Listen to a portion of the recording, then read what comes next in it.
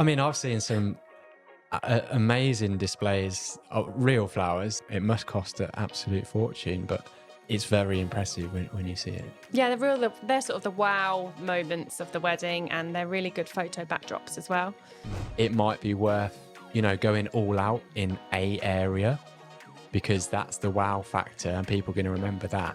Definitely. Rather than, trying to spread that too thin, you almost don't notice anything. Oh, definitely. You might be better to just go all out on the centerpieces, and then maybe, like you say, a nice area for photo backdrops or a staircase or something like that. Yeah, we go through every single thing that is a possibility for that venue as well. So if I've been to that venue before, I could say, oh, what about here? What about there?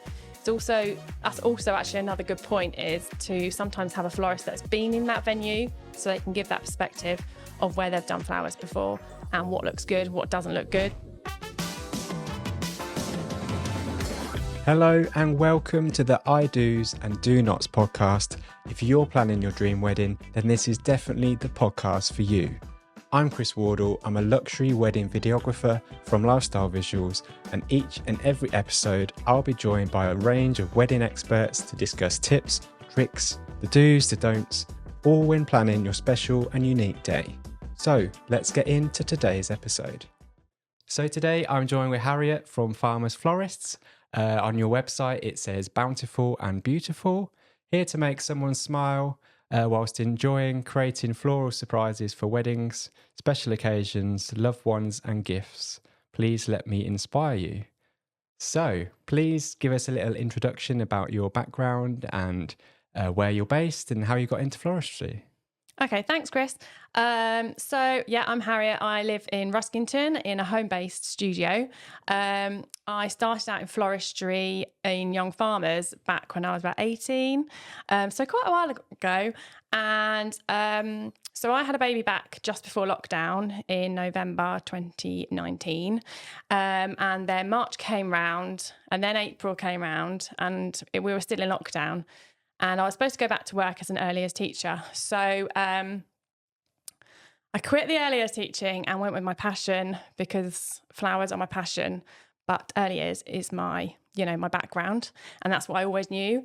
So it was a bit of a leap, but it's definitely paying off. And I'm really thankful for that. Amazing. So how long have you been going now? Is it a couple, 2-3 years? So we started 4 years ago. Yeah, 4 years. So we're going 4 years, and the first year I had about 11 weddings, and then let's take it to like last year I had 34, and this year I've got 25. Amazing. So yeah, it's boom. That's good growth straight away. There we go, yeah. Well, we'll come on to look into a lot more detail about your style and your sort of preferred themes and that kind of thing, trends and all of that good stuff. Just so everyone knows, this episode is obviously all about flowers, floristry for weddings, where to start, choosing a theme, real and false flowers, and everything in between. But first of all, as tradition with the podcast, we'll do a little quick fire get to know you round. So first off, they're a bit more generic, and then we'll go into some more wedding specific questions just to get to know you a little bit more before we get into the main episode. So, hometown? Bedfordshire. Are you married? Yes. You mentioned already. Any children? 2. Favourite colour? Pink. Morning person or night owl? Night owl. Cats or dogs? Dogs. Dream holiday destination? Mauritius. Nice. Favourite season? Spring. Rap music or rock music? Oh, rap. Yeah. Introvert or extrovert? Sat on the fence on that one. Somewhere in between. Yeah. Coming on to the wedding ones then. So UK or abroad weddings? UK. Large weddings or intimate? Large. Country house or barn weddings? Barn. Yeah, barn yeah. weddings, yeah. That's a close one. Well, yeah, they're both nice. I do a lot of both. Band or DJ? Band. Traditional or quirky? Quirky. Yeah. So controversial one usually. Kids allowed or not allowed? Not allowed. Summer or winter weddings? Summer. Indoor or outdoor ceremonies? Outdoor. Speeches or no speeches? Speeches. Wine or champagne? Ooh, champagne. Beer or spirits? Spirits. And last one then, leaving early or last person standing? Last person standing. Amazing. So hopefully that gives you a little insight to your personality and what you're like.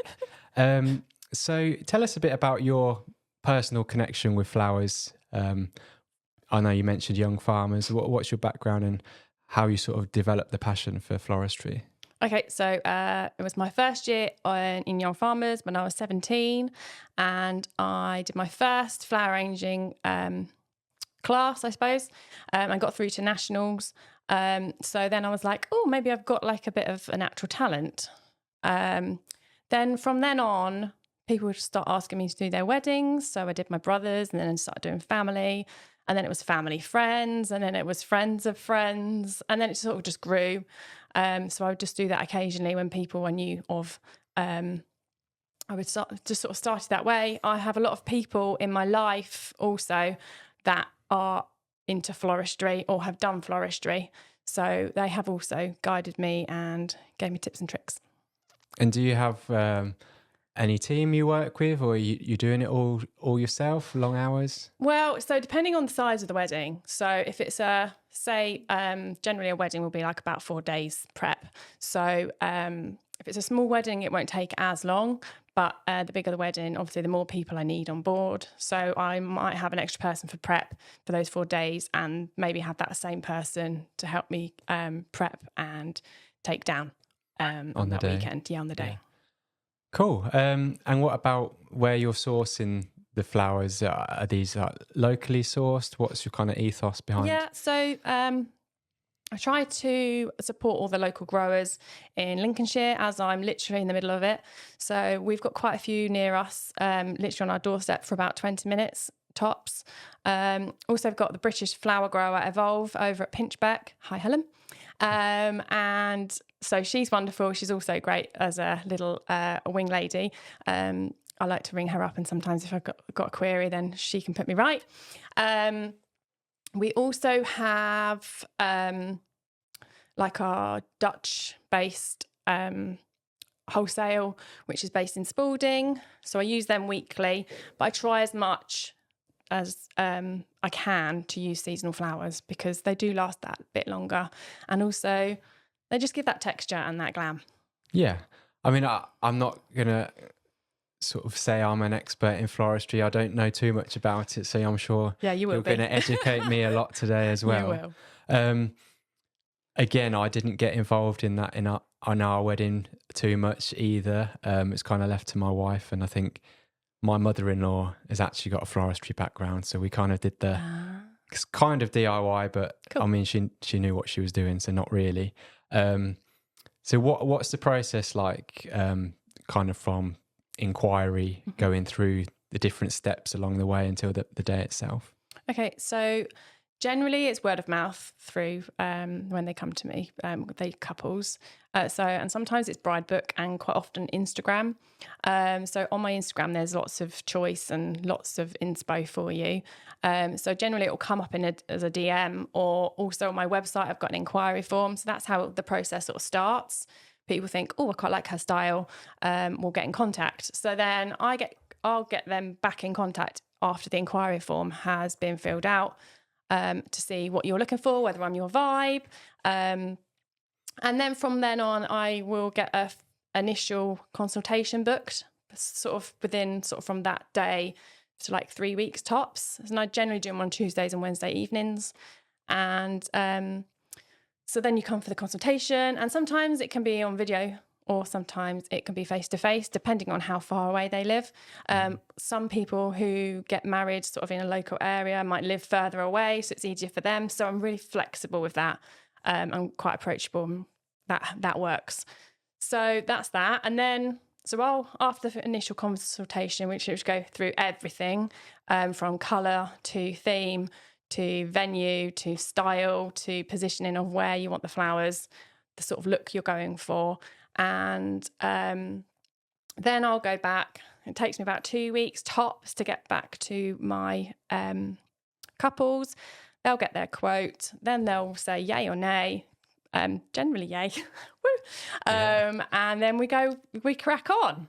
And then generally pay the 50% deposit, and then I then talk to you like about 2 months before your wedding day, and then that's it.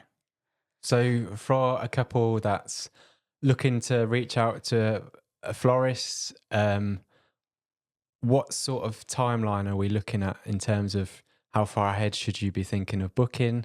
And obviously from video photography, we're quite early on, sort of 12 to 18 months. How far ahead from floristry perspective should you be looking to reach out? So I've got couples already booking for 2026. I've got a few in 2025, but generally about a year is about enough. Yeah. Depending how busy that florist is and how much more work they want to take on. But generally 12 months, a good 12 months, 18 months is always good. It's a good idea, especially if you really like that florist as well. It's always worth just dropping them a DM and saying, look, this is our proposed date. How can you help us out, sort of thing. Yeah, I mean, we've had this conversation a few times on the podcast. Even sometimes if you really want a certain supplier, you might actually book your date around that person. If they really want your flowers, you may check your availability before confirming a venue potentially. Same with myself, really. So I don't know how it works, as I said. So do you have like a set style, or do you sort of fit to what the couple want, or how does it work in terms of so I use so sometimes I use quite a lot of foliage in my work, so it can be quite wild and rustic, quite country, sort of woodlandy. So I use a lot of twigs and foliage, and obviously like the seasonal flowers, so it's all quite wild and whimsical. It's also quite different to other people's style. I always think people always say, oh, that's Farmers Florist, they can always tell my style. But it's quite hard to say what your style is because you just do it the way you make it. But is that kind of with the twigs and that kind of thing? Is that part of your style? Yeah, it is. And the texture as well. I do use a lot of texture with my flowers. And I tend to use quite a few different varieties of flowers as well. I don't just stick to like 3 different flowers or 4 main focal flowers, etc. But will you guide them on, well, I think this will work better? Or if someone comes and says, no, I want this exactly, will you replicate that? Or is that not really your style? I'm not a florist that copies. I do it my own way, but I will make sure that it's what the bride and the couple want. Generally, I'll ask for the inspo to come over so I can get a feel for what they're looking for. And I won't just say, I'm going to do it specifically on that bouquet, on that picture. I will look at all the photos, combine them, take bits and bobs from each one, and then produce it from that. No, that makes sense. It's a good idea, and it adds that personal touch. Yeah, definitely bespoke. Definitely, if someone can tell it's your work, that's definitely a good sign that you've got a look as well. So you mentioned inspiration. What's your recommendations on where couples should look initially for inspo? I would definitely look at your local florist that you seriously like, and like their style. Or go onto Pinterest. Everyone loves Pinterest. Make a Pinterest board, save it, and share it with the local florist so you can get the right quote, get the right florist for you. Because I'm not the florist for everyone. Yeah. Yeah, does that make sense? Yeah, definitely. So you can obviously use Instagram too, and same with video. If you scroll through and you land on a nice looking bouquet, for example. Yeah, just screenshot it. That sort of yeah. Or if that florist is local to you, then maybe that's the florist for you. Yeah, exactly. People must be landing on your images on Instagram. And it works both ways. So if I know what you like, I might tag you in something else that I've seen that thinks, oh, okay, that fits my bride. I'll tag her in that, see what she thinks. So I quite often tag other people once I know their inspo, just to finalise it and getting loads of inspo. I like all the inspo is great.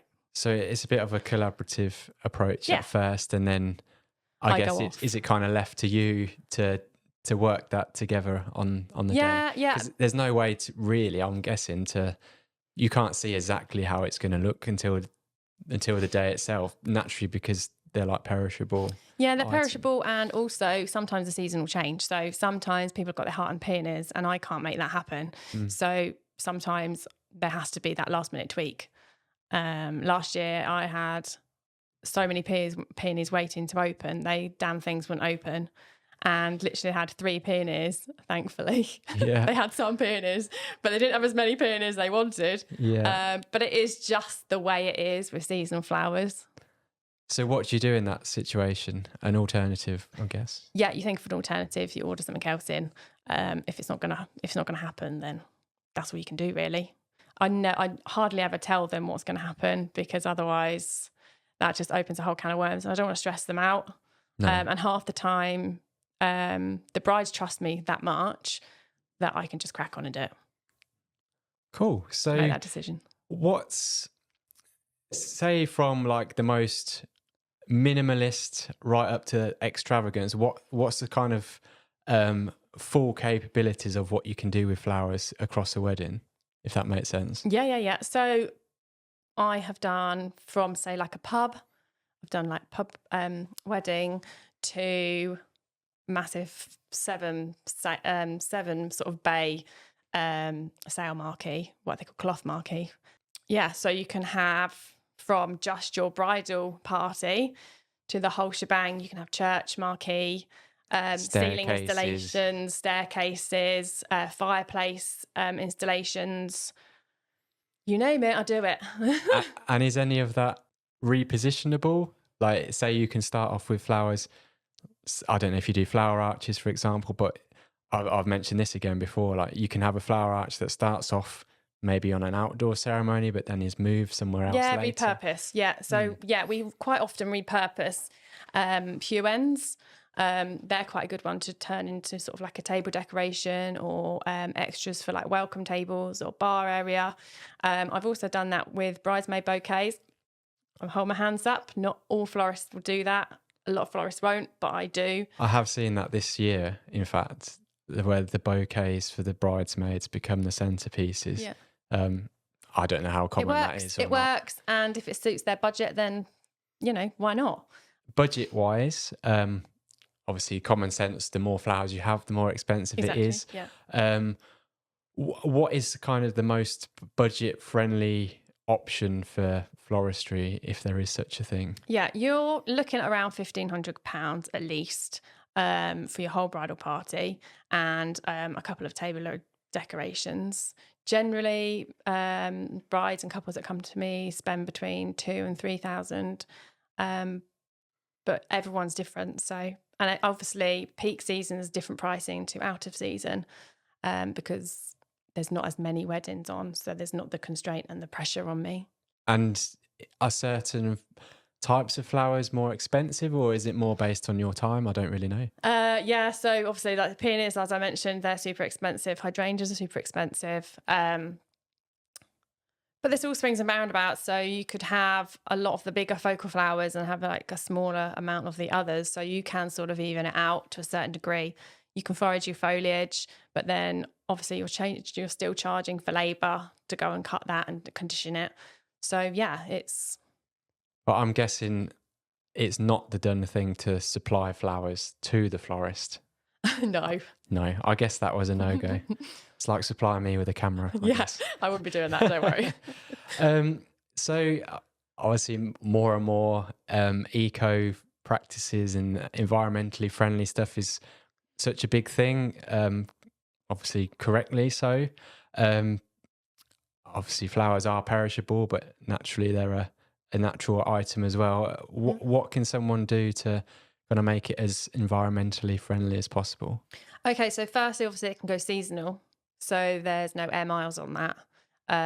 So seasonal is great for sustainability. Also, having water vessel in your vessels instead of Oasis, which is a plastic block basically, which is really hard to biodegrade. You can also get hold of biodegradable foam now, and also I use quite a lot of moss with my floral arches and things like that. So it's just being sensible and thinking outside the box sometimes when it comes to being sustainable and eco-friendly. It's quite an easy and also an old school way of looking at things, looking at pots and vessels and things that will give you that look that the Oasis will give you, because the Oasis is there for structure as well as a water source. So it does both, but so does chicken white and water. So why would you not use that? Yeah, well, that's interesting. I mean, I learned something there. I hadn't even considered about flowers being flown in from other parts of the world. I guess that's definitely an eco factor for sure. So trend wise, what's your kind of thoughts on trends? Do you kind of follow trends? Are you open to exploring options? Any trends you hate or anything like that? Okay, I wouldn't say there's many trends I hate. There's flowers I hate. Right, go on then. A lot of my followers know that I hate gerberas. Okay. Gerberas are not a wedding flower to me. They're good for other things, but just they're not my favourite flower. Definitely not my favourite flower. There's the red and pink. Obviously, most people have seen this red and pink vibe that's going on. It's really romantic. It's really modern. Sort of quite a lot of personality comes out with the red and the pink. I get asked to do a lot of pastel weddings. So I've done a lot of blush, done a lot of combos with the peach, the blue, the pinks. I've done a lot of white weddings. That's very popular. The white and green stage is always still a classic. People always still go for it. Yeah. But it's also nice to add that little touch of colour to make it a little bit different to everybody else's.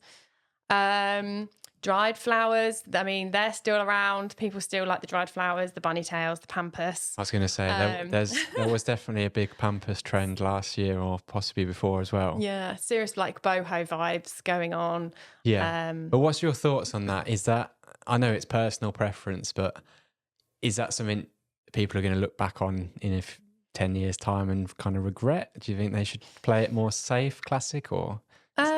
I don't know, because if you really like it, then I don't think you're ever not going to like it.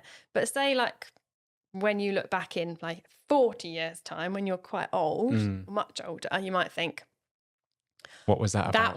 That was the year of pampas. Because Yeah. I feel like we've had that year of pampas and we've had the dried, and everyone went mad for it like last year and the year before. And it's sort of starting to quieten down now with that boho look, I would say. I don't know whether that is just the whole thing, like everyone's like that, or it's just because my customers are asking less for it. So I'm not sure.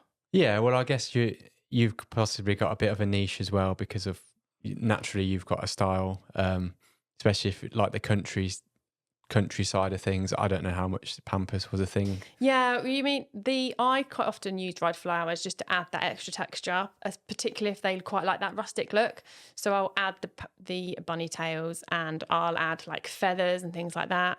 I've done quite a lot of farmy weddings for people, and that's what they generally like. So yeah, if it works for them and it works with the style and what we're going for, then definitely use it. But if it doesn't and it doesn't suit the venue, I'd probably stay against it. And I would assume I know the answer to this, but I might be wrong. What's your kind of opinion on sort of false flowers, and what circumstance is that a better option if it ever is? I think silk flowers have one purpose and one purpose only. That is for shop fronts. The longevity of them, they last for ages. Obviously, they're plastic, they're not going to die. And they also give that pop of colour because they're generally a little bit brighter than your general natural flower. I'd use them for shop fronts only. Never use them in a bouquet, buttonhole, anything to do with weddings or funerals or... No, there's a time and a place for silk flowers. I'm not a fan. I thought you might say that. I do shoot at quite a few Asian weddings, which, because of the size and the amount of decor and that kind of things, they typically I've got the feeling that you tend to book a venue decoration company, and that just naturally seems to come with a load of sort of plasticky false flowers. Which in fairness, on imagery, it actually looks okay. But in real life, I don't think they look very good to the eye in person. On imagery, it's a little harder to tell. But then again, it tends to be on a much grander scale. Yeah, and obviously if you're having that massive wedding and all those structural pieces and wow pieces, then sometimes larger companies and larger florists will use faux flowers, because then they'll have them back at the end of after your wedding day. Do they ever use and them as like reuse them. filler, like a mix of the two? Sometimes people do, but I don't. Okay. No. I guess that's You won't ever see that at Farmers Florist. There's a statement. I mean, I've seen some amazing displays of real flowers in, like big marquees at family homes and staircases. I mean, it must cost an absolute fortune, but it's very impressive when you see it. Yeah, they're sort of the wow moments of the wedding, and they're really good photo backdrops as well.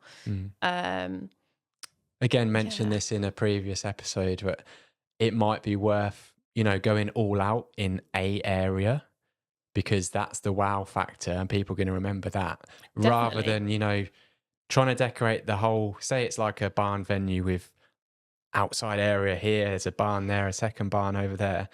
Trying to spread that too thin, you almost don't notice anything. Oh, definitely. You might be better to just go all out on the centerpieces, and then maybe, like you say, a nice area for photo backdrops or a staircase or something like that. Yeah. Obviously, the bigger the venue, I would stay clear of the attachments to the chairs, the attachments to the napkins and the table setting. I would go smaller on the tables. If you've got lots of trestle tables, or if you've got round tables, then go up high and add that drama to the room. If they've got a staircase, go big on the staircase, because everyone's going to stand on that staircase and take photos and remember those statement pieces. So yeah, save your money in certain parts of your wedding day and put it towards the large statement pieces, because they are the flowers that people remember. But things like big hanging pieces, are they more expensive because of the logistics of doing that? Yeah, obviously they're more time consuming. Sometimes you have to get scaffold towers to put up and put those in place. Obviously, the health and safety as well. And generally, when you're doing things like that, you need two of you, so that's an extra pair of hands. So that's also something to think about. And how does it work with, like decor? Say you're working on the reception room with all the table decors. How do you work alongside the decor people? Does it need to be someone you know and work with, or do you often meet them on a day? No, generally I just rock up, pop my flowers down and go home. Yeah. I'll have a little chit chat with them. Generally I try and get all suppliers' names for the weddings as well when I'm sharing photos, so that everyone can share each other's pictures and photos. Again, I don't know too much about it, but I guess they know what parts they're supplying, and they're assuming we're not doing a centerpiece, so exactly. One will appear there later when you turn up. Sometimes you'll hire glassware, or you'll hire things from say like Pretty Quirky Jack's, and then she'll pop them down, and then you'll just fill them with the flowers, and or stands, etc. That works well, but generally everyone at the wedding on the wedding day should know what they're doing, so generally just crack on. And have you got any kind of really memorable or standout clients that you've delivered? Anything? I guess they're all of a standard anyway, but anything that you stands out that was like either a challenge for you or it was a big job? Ooh. I would say I've had a really big wedding where this was at Aswarby Rectory, and I got on really well with the bride, and delivered exactly what she wanted. And there was lots of tears, and as all florists know, that's all we need. We just need tears when they receive the bouquet, and when it's recorded as well on photo, that also makes your day too, because that's also something to remember. So for me, if the bride cries, that's a good thing, and that makes me seriously happy. We've had no serious drama. Only that one wedding, I was on the way, and then I was on the way to the wedding, which was a good hour and a half away. And I'm not sure I should share this, but anyway, hey guys. So I thought, oh crikey, they added one buttonhole last minute. So I quickly dived into a local florist. I was like, can you help me? Can you give me some tape? I need some flower. So I made the buttonhole in the van and then cracked on. But that's literally my only drama I've had at a wedding. So That's not too bad. That's not too bad. And they never knew about that either. So it's all fine. I've got a worse story from last season where I overheard a phone call, which obviously the florist ringing the bride, to basically confess that she's got her weddings mixed up and has done the flowers for the day after's wedding, and their theme was completely different. And obviously her face, and it's very awkward for everyone in the room. So this florist, I don't know who it was. I don't recall. Obviously, wouldn't recommend them. Apparently, she just had to do the best she could with what she had, and was driving, as in actually driving the car or van, whilst doing things on her lap, trying to make stuff, and then had to make as much as she could once she got there that was close enough to what they were meant to be getting. So that was a bit of a horror story that I... That's a horror story I never, ever want to be in. So obviously the bouquet was wrong, everything. So she just had to... I think she had some of the right flowers, because obviously she'd bought it, I guess, but she'd spent all the evening before, or days before, making the wrong wedding's flowers. Oh, gosh. So that was pretty... Yeah, that would be horrid. The only thing I have done, but it was like a year early, so I booked in someone's final consultation. And I was like, yeah, great, we're great for Wednesday, blah, blah, blah, blah. She's like, Wednesday? It's a Thursday. And I was like, no, it's Wednesday. Next year. She was like, Harriet, it's next year. It's not this year. I was like, oh, days, thank What, you'd made goodness. it? Or? No. We were doing her final consultation. I thought it was the final consultation, because generally we do that like a month before the wedding. Oh, so I was like, okay. we're all ready for the 5th on the Wednesday. And she's like, no, it's not Wednesday, it's Thursday. So she's like, Harriet, it's 2025, not 2024. And I was like, oh. Well, that's not I'd rather bad. be a year early than a year or a day late. Imagine being 2 a year hours late. Yeah, I don't like being late. I have some bad dreams about stuff like that. I think we all do in this industry. Yes. So regarding managing expectations, is there any case where you might have to manage expectations for the couple? Is there anything that you've come across that is like a step too far or impossible? I guess anything's possible with enough time. Yeah, anything's possible. It just depends. Obviously, if they're willing to pay for an extra freelancer, sometimes that can sort of change things. Because I'm only one person, I can only do so much. Generally, I'll always book in that extra freelancer just in case I'm ill, because you never know, or my child's ill, etc. Yeah. I will always book in that extra freelancer on a wedding day just in case. And obviously, like seasonality, like if they're asking for something that isn't in season. Exactly. It's not going. If they're asking for peonies in October, it's not going to happen. Is that completely impossible? Wherever in the world. Pretty much. I don't know. Pretty much. You're not going to get peonies in October, December, November. And finally, looking from a couple's perspective, is there anything that couples should be aware of? Ways to not upset their florist, or things to be aware of? Like, there's always things in our different industries that tend to either upset us, or like photography, they might have their images not tagged, things like that. How can you be the best couple for your florist supplier? Okay, good question. So I would say always have a good supply of tea. Okay, for florists, we all love tea. Yeah. So that's a good thing to do. And biscuits are always an added extra. That's always an extra bonus. When is this? On the wedding day? On the wedding day, yeah. Especially if you're at a venue, it's always nice to be offered a cup of tea or a coffee, because you've probably not drunk for a good couple of hours. So that's always a bonus. And they're actually the weddings you also remember and build quite a lot of relationships with, especially when they're like at their house, sort of like marquees, garden weddings, that sort of vibe.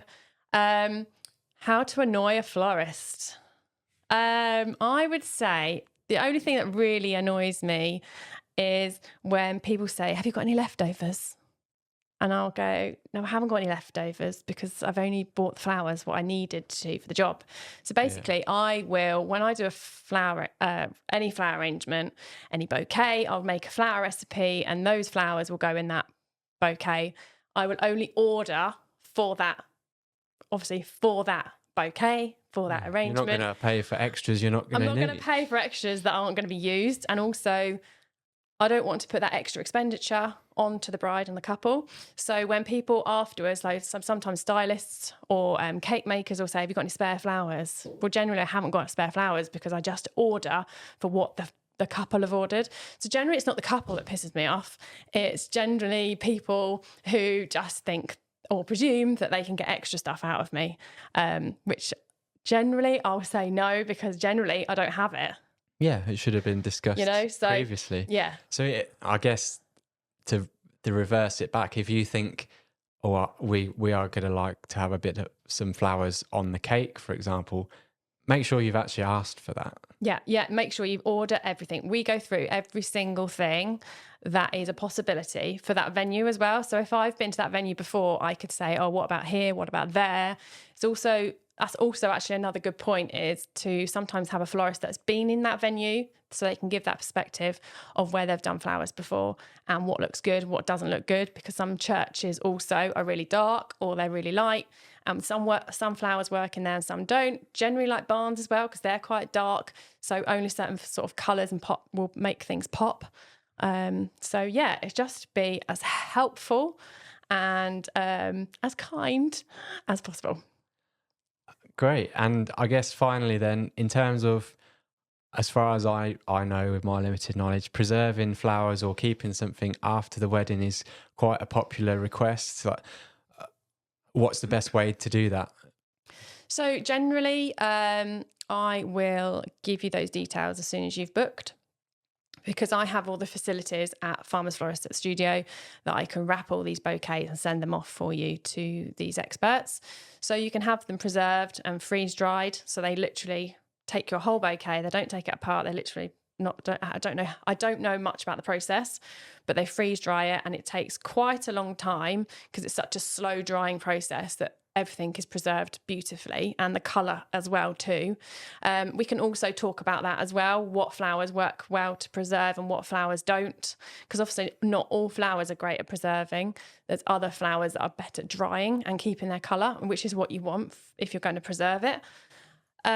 You can put them in resin, and then you can have like paperweights for your desk, etc. You can also have them imprinted into clay. I've got a local lady who does that, and that's also gorgeous. And then you can remember them and have them hang on your wall. So yeah, amazing. That's a good way of keeping a little momentum for forevermore. I guess. Yeah, definitely. Great. So, I really appreciate your time. I've definitely learnt stuff myself too. Hopefully everyone listening has as well.